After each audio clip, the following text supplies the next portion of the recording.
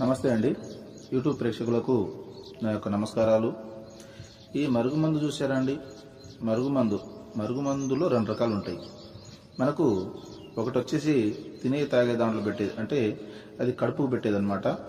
అది మనం అన్నంలో, కూరలో, చికెన్లో, మటన్లో, జ్యూస్లో, స్వీట్లో, కూల్ డ్రింక్లో అది పెట్టచ్చు. అంటే తినే తాగే దాంట్లో పెట్టాలి, అది కడుపుకు పెట్టేది వస్తుంది.